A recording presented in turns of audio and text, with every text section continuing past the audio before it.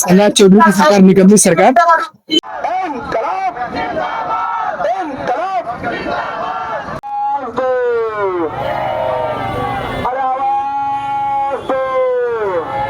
नमस्कार जैन दोस्तों, स्वागत है आप सभी का आपके अपने इस प्लेटफॉर्म अभास टॉक में। और आज हम लोग आ चुके हैं पटना के गर्दनीबाग में। यहाँ पर साथियों कई दिनों से जो है लगातार प्रोटेस्ट चल रहा है। बहुत सारे छात्रों की समस्याएं हैं, बहुत ज़्यादा दिक्कतों का छात्र जो है वो सामना कर रहे हैं और इसमें भूख हड़ताल भी किया जा रहा है। खैर इसमें बात यह है कि 2 से 3 मंच भी लगे हुए हैं। आगे चल के आपको सारी चीज़ें दिखाएंगे और सब कुछ क्लियर तरीके से समझाएंगे। और यहाँ का जो माहौल दिख रहा है इसको बेहतरीन तरीके से समझाने का प्रयास करेंगे कि छात्रों की क्या मांगे हैं और सरकार सीजेपी प्रोटेस्ट के सफल होने के बाद से क्या सीख ली है, शायद यहाँ दिख रहा है या फिर नहीं दिख रहा है। ये सारे क्वेश्चंस भी हम इन छात्रों से जो है वो पूछने का काम करेंगे। आइए स्टार्ट करते हैं। और अब आप साथियों यहाँ पर आप देख सकते हैं कितना बेहतरीन जो है पेंटिंग बनाया गया है, जिसमें कि दिखाया गया है कि ललित कला विषय के द्वारा यहाँ पर आप देखिए छात्र जो है अपना प्रोटेस्ट के लिए जितनी भी चीजें हैं वो यहाँ पर तैयार कर रहे हैं। इसमें लिखा है हमारी मेहनत को वैकेंसी चाहिए, सिर्फ आश्वासन नहीं। ठीक है, बीपीएससी टियर 4 की बात की गई है। यहाँ पर अपनी जो चीजें हैं उसको यहाँ पर दिखाई जा रही है। अब यहाँ पर साथियों जो है वो टियर 4 के लिए जो है बात की जा रही है दिलीप कुमार जी के द्वारा। देखिए अगर आप यहाँ पर देख पाए तो भीड़ कितनी ज्यादा लगी हुई है। दीवारी की बैठी हुई है, इसको हम लोग जो उखाड़ कर फेंकने का काम करेंगे। और मैं चंपारण वासियों से और आपको गोपालगंज सीतामढ़ी भीड़ भी बहुत अधिक मात्रा में आ चुकी है। अब यहाँ पर धीरे धीरे भीड़ बढ़ती ही जा रही है। अगर आप देखें चारों तरफ सभी साइड आपको स्टूडेंट्स यहाँ पर देखने को मिलेंगे। और अगर आप इन बोर्ड्स को देखें तो इसमें दिलीप कुमार जी के द्वारा इनके नेतृत्व में यहाँ पर ये मंच संचालित किया जा रहा है और सारी चीजें की जा रही है। आइए अब हम लोग यहाँ पर छात्रों से भी बात करते हैं जो लोग यहाँ पर इसमें पहले से ही सम्मिलित हुए हैं कि क्या इन लोग की मांग है और किस चीज को लेकर यहाँ पर प्रोटेस्ट जो है ये कर रहे हैं। आपका क्या नाम है? मेरा नाम सोनू कुमार है। तो आप लोगों की मांग यहाँ पर क्या है? देखिए सबसे पहली बात है कि सम्राट चौधरी की सरकार निकम्मी सरकार, जो काफी समय से 1 तो 2 साल लेट बाद वैकेंसी आया है टीचर का करने के बाद, ताकि बीपीएससी का एग्जाम दीजिए जिसमें कि नेगेटिव मार्किंग नहीं थी। क्या किया है कि बीपीएससी का एग्जाम में एक तो नेगेटिव मार्किंग, दूसरी बात की मेंस, उसमें मेंस कर दिया गया है और 1 बार 3rd नेगेटिव कर दिया गया है, जिससे कि छात्र मतलब काफी परेशान हो रहे हैं। क्योंकि जो छात्र प्रॉपर टीचर का तैयारी करते हैं थोड़ा सा ये डिफिकल्ट हो जाएगा। डिफिकल्ट इसलिए हो जाएगा क्योंकि ये तो मान के चलिए आप रेंडमली जो वैकेंसी आप निकाले हैं, तो वैकेंसी आप निकाले तो आपको पहले से आपको ये सूचना देना चाहिए कि मतलब कि हम मेंस लेंगे, नेगेटिव मार्किंग होगा। ऐसा आप जब वैकेंसी निकालते हैं तो आप जो है उसके बाद इसमें मेंस लगाते हैं, माइनस मार्किंग लगाते हैं, जिससे जो छात्र प्रॉपर टीचर की तैयारी करते हैं उनको बहुत ज्यादा परेशानी। आप लोग अभी फिलहाल मेन मुद्दा क्या है जो आप लोग कर रहे हैं, जो सरकार से आप लोग? देखिए आज से 4-5 साल पहले एक वैकेंसी आया था 2022 में, 4 साल पहले, अभी 26 चल रहा है। 2022 में बिहार एसएससी का एक वैकेंसी आया था, जिसका पोर्टल को 3 बार खोला गया, मतलब फॉर्म भरने के लिए। फॉर्म भरने के लिए सरकार को उससे बेनिफिट है, पैसा कमाना है उसका, और उसका एग्जाम करना। तो आज तक डेट आया है, ना ही एग्जाम हुआ है। और जब भी मतलब बोला जाता है कि इसका एग्जाम लिया जाए तो उसका फिर से पोर्टल खोल दिया जाता है, बोलता है कि फॉर्म अभी भरा रहा है। मतलब कुल मिला जुलाकर ये है कि एक वैकेंसी के लिए कई बार पोर्टल को खोला जाता है, एग्जाम कराया नहीं जाता है। तो भैया ये जो मुद्दा चल रहा है बिहार एसएससी का लेकर, इसमें मेन मांग क्या है? हम अभी बात कर रहे हैं ठीक है, बिहार एसएससी की अभी आपकी चर्चा की है। बिहार एसएससी में 3 साल से हम वो भी बहुत मरे हुए हैं। 3 साल से जो है सो अटकाए हुए सरकार, पता नहीं कितना का शादी हो गया, कितना का एज खत्म हो गया। ठीक है, वो अटकाए हुए सरकार। उधर से दरोगा का बोल रहे हैं 1799 दरोगा, 1799 दरोगा का जो प्री है ना, उसी टाइम से धांधली चल रही है। ठीक है, 1799 प्री भी हम दिए थे, हम तो प्री क्वालिफाई कर गए, लेकिन बहुत ऐसे लड़के हैं जिनका नंबर अधिक रहते हुए प्री क्वालिफाई नहीं कर पाए। लड़के में क्या होता है कि हम लोग एग्जाम देने जाते हैं तो हम लोग को ना क्वेश्चन पेपर दिया जाता है, ना ही कार्बन कॉपी दिया जाता है, ना ही आयोग अपना आंसर की जारी करता है। हम लोग को बस रिजल्ट आता है, पीडीएफ में रोल नंबर दिखाई देता है कि रोल नंबर है, जिसका रोल नंबर है वो पास है, जिसका रोल नंबर है वो पास नहीं है।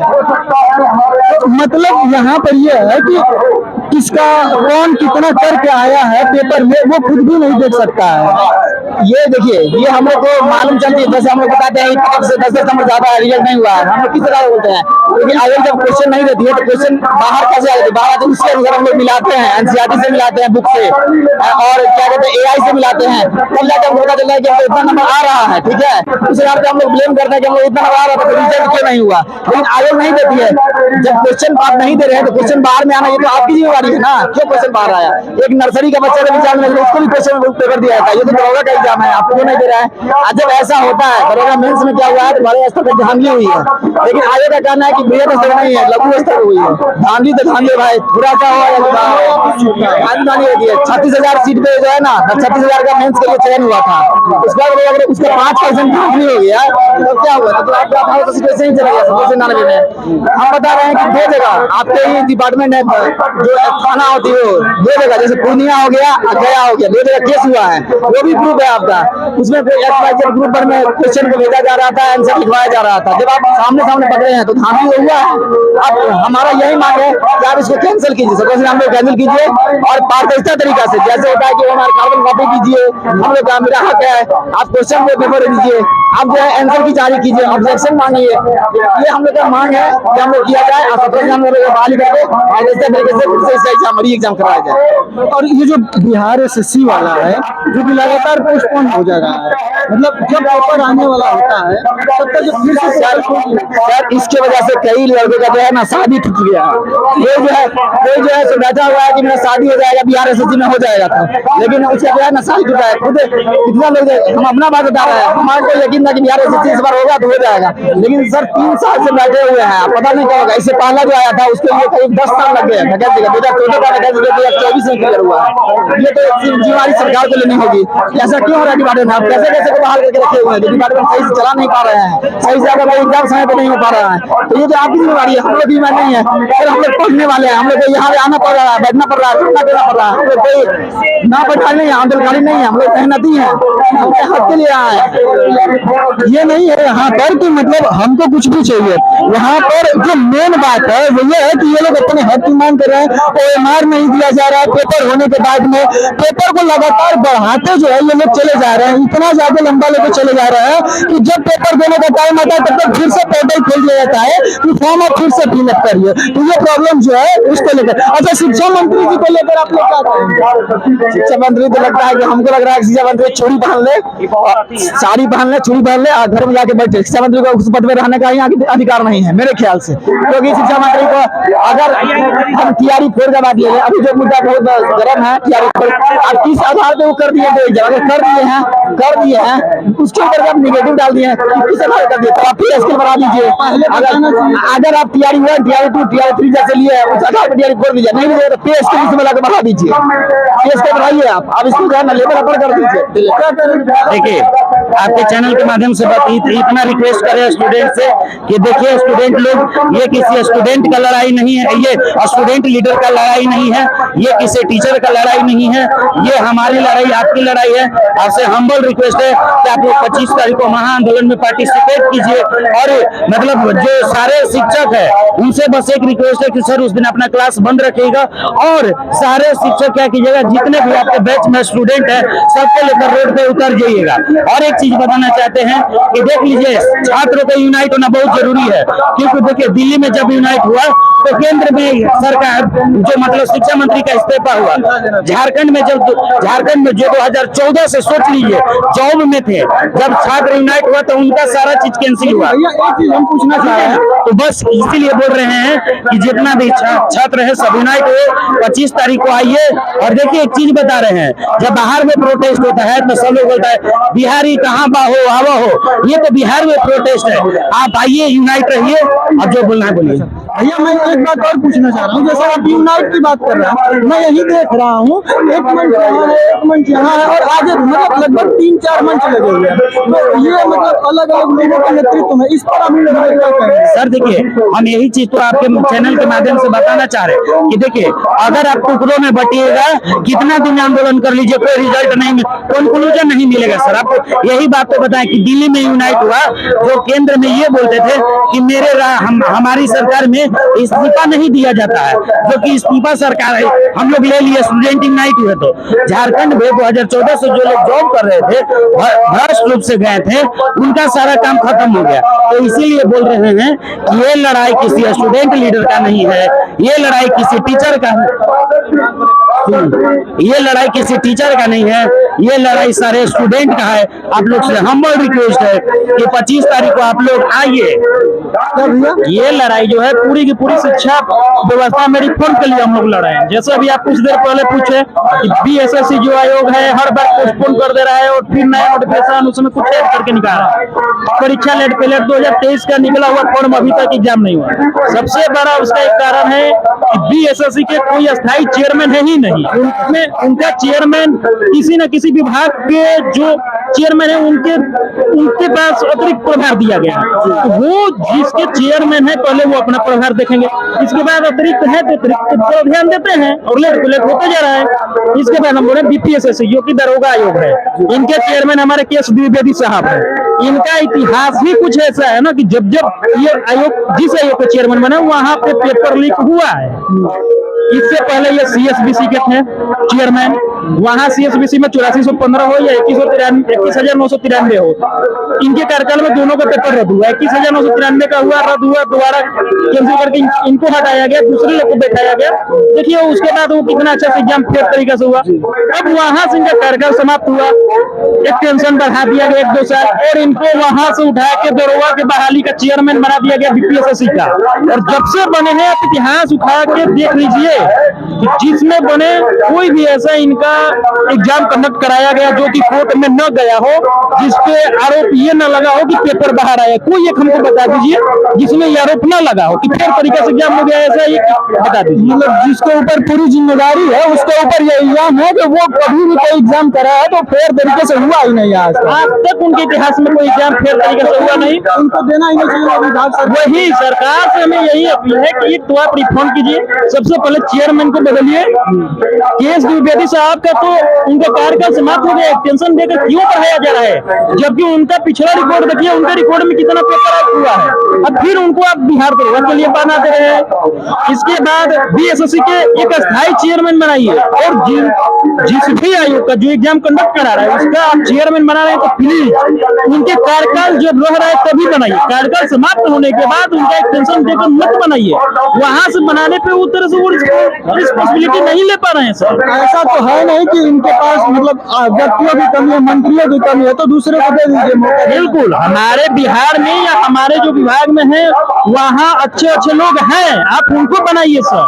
आप रिटायर कर दे रहे हैं, उनका एक्सटेंशन बढ़ा दे रहे हैं। अब उनका रिस्पॉन्सिबिलिटी समाप्त हो चुका है, उनको नहीं टेंशन है कि ये पेपर लीक करवाएंगे तो हमारे ऊपर कार्रवाई होगा, हमको जवाबदेही देना होगा, मेरा पेंशन रुक सकता है, मेरे कार्यकाल में एक लंबा सा धब्बा लग सकता है। ये तो उनका डर समाप्त हो गया। ये चीज भैया मैं देखता हूँ, मतलब जो सरकार में लोग हैं वो एक तरीके से अपनी जवाबदेही के लिए कोई जिम्मेदारी नहीं है। मतलब उनको ये डर खत्म हो गया है कि अगर हमसे कुछ गड़बड़ होता है तो हमको जो है जवाब देना पड़ेगा। यही जवाबदेही ही समाप्त हो चुकी है। यहाँ तो वो धांधली होगा ही होगा, लीकेज होगा ही होगा। इसीलिए अभी जंतर मंतर पे रिस्पॉन्सिबिलिटी तय करने के लिए ही बैठा गया था और सब लोग वहाँ पे धर्मेंद्र प्रधान के इस्तीफा रिस्पॉन्सिबिलिटी के लिए नहीं मांगे थे। वही रिफॉर्म यहाँ बिहार में चाहिए, हर एग्जाम में रिफॉर्म चाहिए। हम दरोगा के एग्जाम दे रहे हैं, अब कैसा योग है खुद से अब अपना पीठ थपथपा रहे हैं कि हाँ ये हम क्वेश्चन दिए, इसका आंसर ये था, मान लिए ये भी सही था, ये तुम्हारा रिजल्ट होगा। हमको आंसर क्वेश्चन नहीं मिल रहा है, मिलाने का हमें टाइम नहीं मिला कि हम कौन सा आंसर मारे। अरे यार हम बिहार की राजधानी पटना मारे, क्या पता आयोग उसका दिल्ली आंसर मान लिया हो।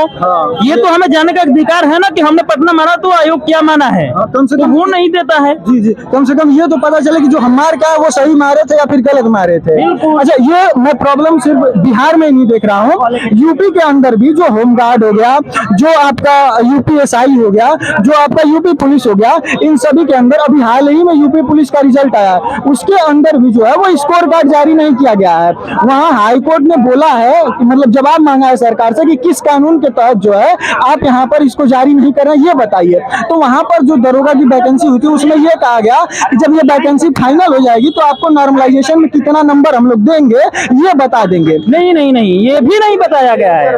वो हम यूपीएसआई का एग्जाम दिए हैं, आंसर की जारी हुआ, हम मिला मेरा इतना सही है, ठीक है। उसके बाद नॉर्मलाइजेशन क्या हुआ, मेन खेल वहां से वहां स्टार्ट हुआ। दरोगा में तो खेल शुरू से ही स्टार्ट हो जा रहा है कि मुझको तो आंसर की देना नहीं है, नंबर बताना नहीं है, तो सीधा एक पे एक रिजल्ट, पीडीएफ हम मिला तो सही, नहीं मिला तो आप एक कट ऑफ देख लो और मान लो कि हमारा उससे कम था, जबकि क्वेश्चन बाहर जो आ ही जाता है, ये आयोग से तो रुकता नहीं है, तो वो क्वेश्चन बाहर आएगा, हम मिलाएंगे उससे, मेरा 72 सही था, कट ऑफ कितना है जाकर देखेंगे तो करीब करीब हमको लग रहा है कि 67 था ईडब्ल्यूएस का, मेरा रिजल्ट नहीं हुआ, उसका रिस्पॉन्सिबिलिटी किसका है?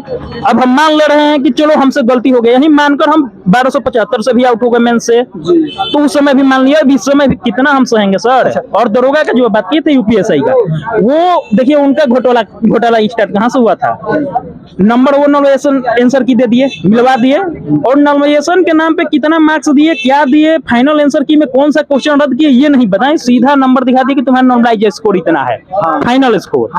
अरे यार वो बताओ कि कितना हमें नॉर्मलाइजेशन मिला, मेरा कितना स्कोर था, राय स्कोर कितना था, उसमें कितना हमारा नॉर्मलाइजेशन मिला, तब फाइनल स्कोर बताना चाहिए ना, तो वो नहीं बताया। और वो भी कब बताया, जब पूरा वो क्या बोलते हैं मेरिट वगैरह आ गया, उन लोगों का फिजिकल वगैरह हो गया, फाइनल लिस्ट आ गया, तब जाके बताया जा रहा है, जबकि ये सब काम परीक्षा के जस्ट रिजल्ट मिल रहा है उसी दिन उसी समय हमें स्कोर कार्ड चाहिए ना। अब 2-4 महीना बाद दे रहे हैं, इसकी क्या वैल्यू है? मतलब यह भी एक बात है कि जैसे जो स्टूडेंट्स हैं वो अपना टेस्ट भी मारते रहते हैं, और आप ये मान के चलिए कि जो स्टूडेंट टेस्ट मारते हैं वो ज्यादा उसका जो सवाल है वो कहीं कठिन होता है बोर्ड के सवालों से, जब वो पेपर देते हैं तो मतलब मैक्सिमम टाइम ये देखा जाता है। उसके बावजूद भी जब उनको पेपर दे के वो आते हैं तो उनका जब आप उनको OMR दे रहे हैं ना, उसके बाद आप क्वेश्चन दे रहे हैं, मिला रहे हैं कौन सा उनका सही है, उनको पता नहीं चल रहा है, तो फिर वो तो उनकी संतुष्टि हो नहीं रही है, तो फिर बच्चा कब तक इस चीज को सहेगा? क्या भैया ये सही बात है कि नहीं? एग्जैक्ट इसी बात को ना हम बोल रहे हैं, जब आप आंसर देंगे नहीं, लड़कों लोग हम यहाँ पे बैठे क्यों हैं, इसीलिए ना बैठे।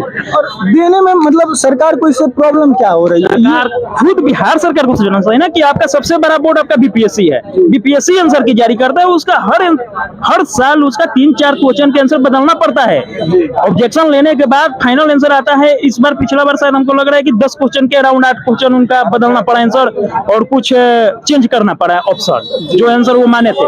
तो ये कौन सा आप उनसे छोटा ये हो गया, आप खुद कैसे मान लेते हैं कि मेरा सब माना हुआ आंसर सही ही है? अगर सही है तो भाई आप दिखा दो ना, क्या प्रॉब्लम है, हमको संतुष्टि मिलेगी ना।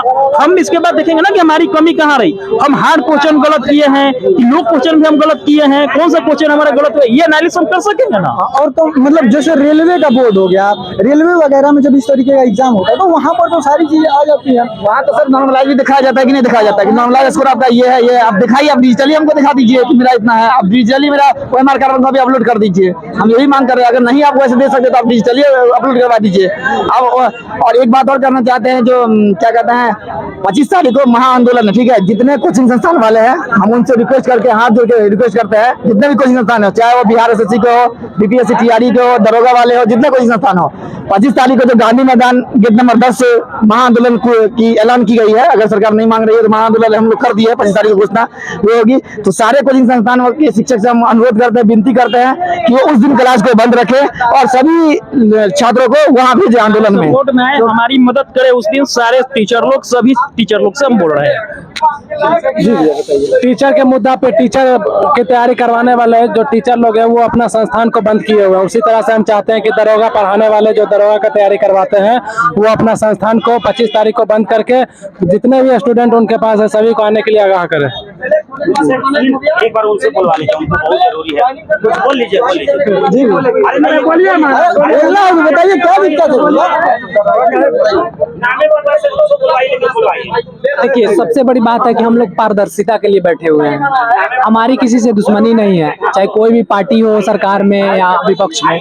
हम सभी से अनुरोध करते हैं कि वो मेरे गार्जियन हैं। अगर हम अपने घर में दुखी होते हैं तो अपने बातों को अपने पिता के समक्ष रखते हैं, अपने माता के समक्ष रखते हैं, अपने दादा दादी के समक्ष रखते हैं। उसी तरह अगर हमारे मन में कोई नाराजगी है तो हम अपनी बातों को एक मंच पे रखना चाहें, जिस बात को सरकार सुने, एडमायर करे और उसके बाद को उस पर सोचे और समझे, उस पर निष्पक्ष कार्रवाई करे। और बात यह है कि हम लोग पारदर्शिता के लिए क्यों बैठे हुए हैं, क्योंकि जब हम लोग एग्जाम देते हैं, जैसे कि बिहार SSC का एग्जाम हो, बिहार दरोगा का एग्जाम हो गया, मद निषेध का एग्जाम हो गया, या CSBC द्वारा जो भी एग्जाम कंडक्ट कराया जाता है, उसमें पारदर्शिता बच्चों को इसलिए नहीं दिखता है क्योंकि क्वेश्चन जो है एग्जाम देने के बाद मिलता नहीं है। सबसे जो बड़ा मुद्दा है वो यही है कि क्वेश्चन नहीं मिलता है, बच्चे को पता ही नहीं चलता कि वो जो कर क्या है, सही कर क्या है, गलत कर क्या है, बोर्ड उसको क्या माना, ये चीज क्लियर नहीं होती। जी भैया, आपका नाम? अमन कुमार सिंह। तो आप भी दरोगा की तैयारी करते हैं? खूब करते हैं, 2-3 बार दे चुके हैं। 3 बार बोर्ड पर विश्वास किए कि सबका हो रहा है, मेरा भी हो जाएगा। लेकिन ये लॉटरी सिस्टम ही है, कभी प्री निकलता है, लॉटरी सिस्टम हो गया एकदम प्री निकलेगा, मेंस में छटिएगा, मेंस हो गया तो कभी आपका दौड़ नहीं होगा तो कभी मेरिट नहीं बनेगा। जो 17 से दे रहा है उसका ही सब दर्द है। न क्वेश्चन मिलता है, सुनिए, वही आप पारदर्शिता के लिए तो सबसे सुन ही लिए हैं कि क्वेश्चन मिलना नहीं है, आंसर की मिलना नहीं है। तो ये लॉटरी सिस्टम है, अपना मन से इनका कट ऑफ है, कट ऑफ इतना कम है, इतना पुराना स्टूडेंट है जो 70-75 तो लाने का पूरा कुवत रखता है, फिर भी 64 कट ऑफ जाता है AWS में और इनको बाहर कर दिया जाता है। अब उस लड़का को कैसे बर्दाश्त करे जो 10 साल से तैयारी में है, जो 75-70 तो किसी हाल में माने क्रॉस कर लेता है, वो 64 के कट ऑफ में उसका नाम ना हो, ये उसको कैसे बर्दाश्त हो? तो यहाँ पर जो स्टूडेंट्स थे इन लोगों का यही है कि कम से कम पारदर्शिता होनी चाहिए, वो क्वेश्चन क्या करके आ रहे हैं ये तो कम से कम पता चले। हाँ, ये भैया बोल रहे हैं, बाकी आइए और भी जो भैया हैं ये लोग बात करना चाहते हैं, इन लोगों से बात करते हैं, इनके भी जो आइए भैया, बोलिए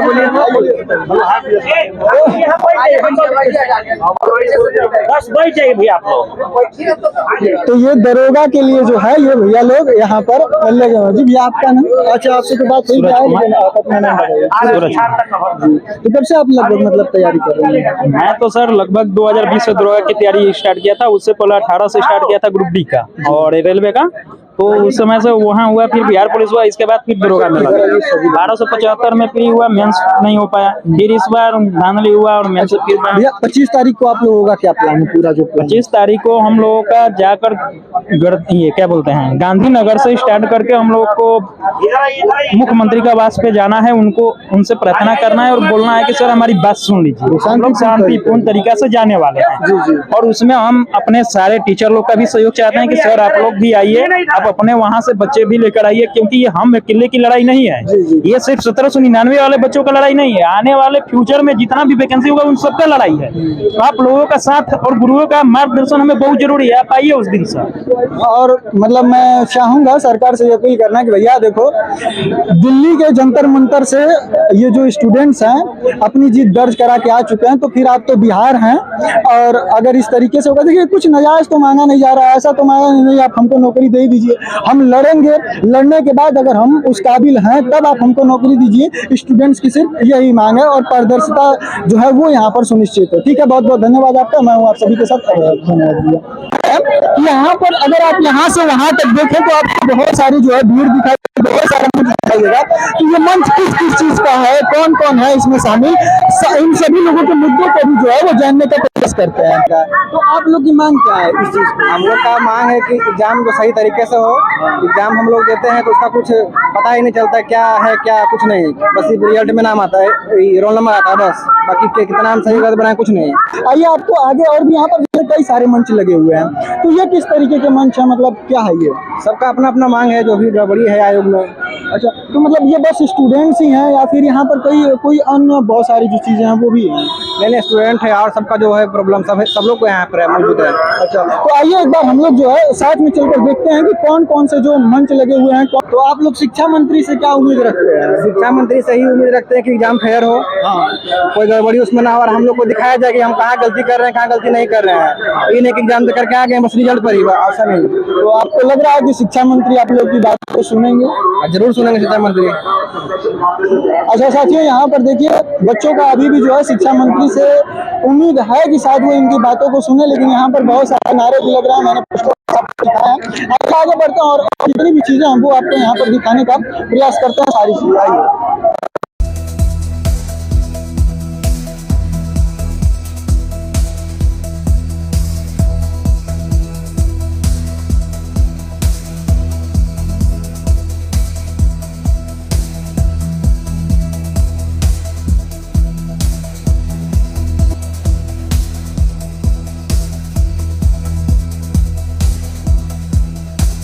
एक अन्य जो मंच लगा हुआ है इसके बारे में भी जानकारी देते हैं।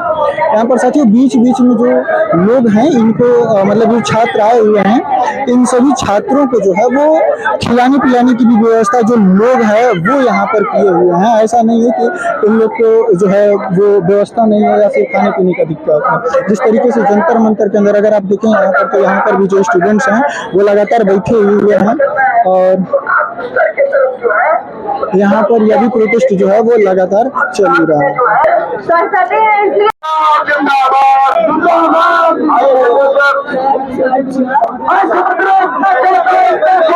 यहाँ पर आप देख सकते हैं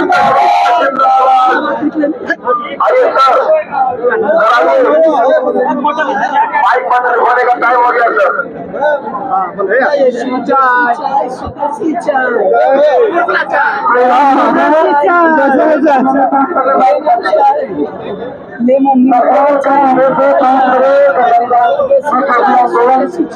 चाय किस चीज की है भैया? ये सर नींबू पानी काला नमक। उसके बाद भी सब लोग शांति बनाए रखिएगा और आज रहना है रुकना है। तो भैया ये कहीं मोदी जी से तो आप सीख कर नहीं पड़ा है क्या? नहीं नहीं, हमको परिवार का मेरे परिवार का आर्थिक स्थिति खराब है ना, हमें तो परिवार को भी देखना है ना सर। हमको अपने परिवार का इकलौता पुत्र हूँ। अच्छा तो मतलब ये मोदी जी वाली जुमले वाली चाय नहीं। तो आप देख सकते हैं जी जी, तो आप देख सकते हैं यहाँ पर जो स्टूडेंट्स हैं क्रियात्मक तरीके से भी मतलब कला के माध्यम से भी यहाँ पर किस तरीके से अपने विरोध को दर्ज करा रहे हैं और कितना मतलब बिना किसी हिंसा के किस तरीके से अपना विरोध दर्ज करा रहे हैं। सरकार से सिर्फ यही मांग कर रहे हैं कि एक जो है बेहतर शिक्षा मिल जाए और इनको जो नौकरी है वो फेयर तरीके से हो पाए। बाकी आप लोग यहाँ पर देख ही सकते हैं और हो सकेगा तो हम और भी लोगों से जो है बात करने का प्रयास करेंगे आगे चलकर। आइए इधर।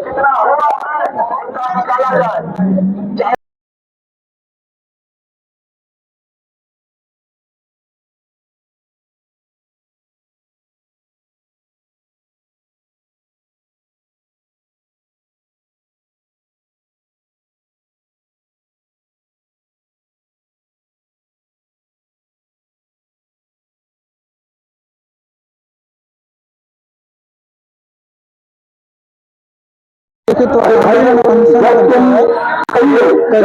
13 दिनों से जो है ये यहाँ पर बैठे हुए हैं। 15 सुप्रीम जो है वो मांगे आप यहाँ पर देख सकते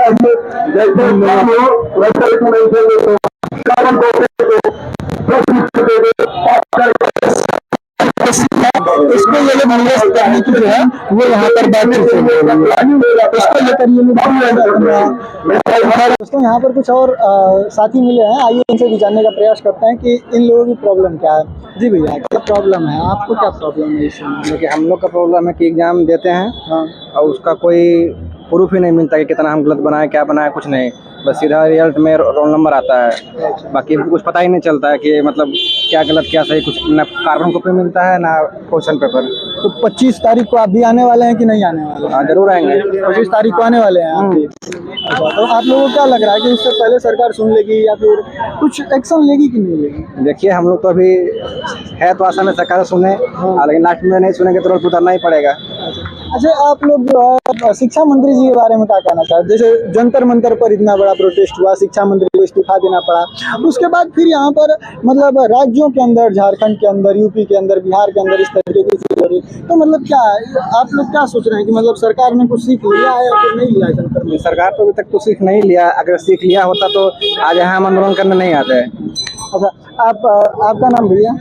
विकास। तो आप क्या राय रखते हैं शिक्षा मंत्री जी के बारे में? आइए थोड़ा सा शिक्षा मंत्री जी के बारे में चर्चा कर लेते हैं, आ जाइए बताइए। शिक्षा मंत्री से यही कह रहे हैं जो हम लोगों की मांग है उसको पूरा किया जाए। बीएसएससी का एग्जाम 3 साल से पहले फॉर्म भराया 2023 में, अभी तक ना एग्जाम डेट जारी हुआ है, कुछ अता पता नहीं है।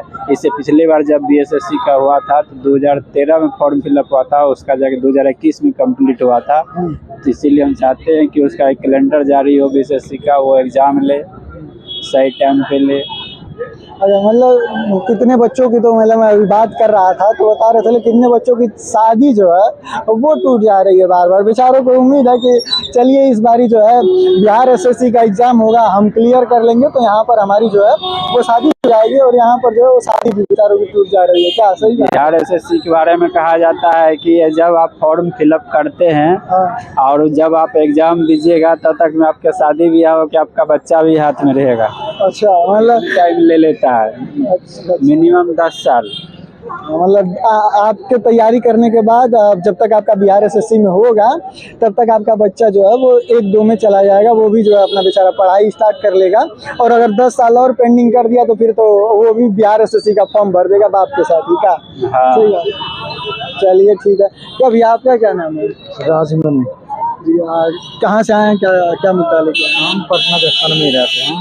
ये जो लाइब्रेरियन का भर्ती 18 साल से नहीं आ रहा, जो लाइब्रेरियन का भर्ती 18 साल से नहीं आ रहा, एक 18 साल कोई लिमिट समय होता है। 18 साल में आदमी सब जवान हो जाता है, तो इस पर जवान आदमी बुढ़ा हो जाता है, जवान आदमी बूढ़ा हो जाता है, वही बात है। तो ये सरकार को भी समझना चाहिए। सरकार हम लोग किस लिए चूज करते हैं कि शिक्षा व्यवस्था और भी सभी बड़े मुद्दे हैं, शिक्षा व्यवस्था, रोजगार, प्लान, ये सब आदमी को समझना चाहिए। सरकार हम लोग क्यों चूज करते हैं कि वही चलती है, ये सब आदमी की सुधार है। लेकिन सरकार है जो खुद ही मैंने कि पढ़े हुए उतना नहीं है, जितना लाइब्रेरियन आदमी जो पढ़ रहा है उसका जो कोर्स किया है आदमी उसका भी उतना भी पढ़े हुए नहीं है। तो मतलब आप लोग के हिसाब से जो नेता हैं उनकी भी एक क्राइटेरिया सेट होनी चाहिए कि इतना पढ़े लिखे हो तो अब मतलब ये तो बेसिक चीज है कि भैया आप जिसका आपको पदभार दिया जा रहा है। बिहार में है कि मेरा मुख्यमंत्री है जो 7वां फेल है, जो मेरा प्रधानमंत्री है वो 4था फेल है जी हाँ, बता मैंने कि न्यूज हम सर सुने हैं। और बताइए जो शिक्षा मंत्री है वो भी लगता है कि 12th नहीं किए हुए हैं। तो ये सब हम सब है जो 12 करके मैंने BA करके बैठे हुए हैं, डिग्री लेकर, ऊपर से IIT किए हुए हैं, ऊपर से हम सब लाइब्रेरियन का मैंने कि भरे हुए हैं, मैंने कि उसका भी किए हुए हैं। तो अब बताइए उतना डिग्री लेने के बाद भी बेरोजगार हैं, और वो है जो 7वां फेल होकर मुख्यमंत्री है, देश को चला मैंने कि वो अपना बिहार को चला रहे हैं। बताइए कौन स्तर का, बहुत खराब लगता है। एक तरह से सोचते हैं तो बहुत खराब लगता है। हाँ, ये तो भारत का दुर्भाग्य। बेरोजगार है, उतना डिग्री करके, उतना सब वेस्ट करके। हमारा मम्मी पापा बूढ़ा हो गया, वही कर मैंने कि पैसा वेस्ट किए, कमाए जिमाए, मैंने शरीर से कमाए, बूढ़ा हो गया भाई, हम अभी तक बेरोजगार हैं। वो भी तो आशा सोचे हैं कि कम से कम ये करके कुछ आदमी हमको खाने पीने का 1-2 रोटी हमको अनाज देगा बूढ़ा में। सही बात है, मतलब बुढ़ापे का जो सहारा बनना था वो बेचारा अभी बुढ़ापे पर खुद ही उनके ऊपर जो है वो आश्रित हो जा रहा है। तो बच्चों की ये सो है सबसे बड़ी प्रॉब्लम। पढ़ लिख कर बेरोजगार होना, एक अनपढ़ बेरोजगार होना अलग बात है। जो आदमी मेहनत करके उसको सफलता नहीं मिलता है तो उसको तो दुख होगा ही भैया। हाँ, ये बात तो सही है। तो आप शिक्षा मंत्री जी के बारे में फिर मतलब आपकी राय क्या है? उनको शिक्षा मंत्री मांग है कि इसका बिहार अभी जो बिहार मध्य निषेध का एग्जाम हुआ उसका भी लग रहा है कि जिसका भी बोल रहा है कि 75 को 80 को सही के उसका भी सही होना, तो आंसर की जारी करें। और उसका जो मेरिट वो होता है जो अभी लाइब्रेरियन का भर्ती नहीं आया है उसका भी मन की जल्दी ले एग्जाम, और OMR भी जारी करें। ये सब मांग है, और नहीं तो नहीं हो रहा तो शिक्षा मंत्री इस्तीफा दे दीजिए, हम सब अपना देख लेंगे। मतलब सरकार के पास नेताओं की तो कमी है नहीं, मंत्रियों की कमी है नहीं, वही। चलिए ठीक है, तो ये यहाँ पर राय है छात्रों की जो यहाँ पर आए हुए हैं। बाकी आप लोग को हम लोग अपडेट करते रहेंगे और सारी चीज़ें जो है वो बताएंगे। ठीक है, मिलते हैं अगली वीडियो में कल, तब तक के लिए जय हिंद, जय भारत।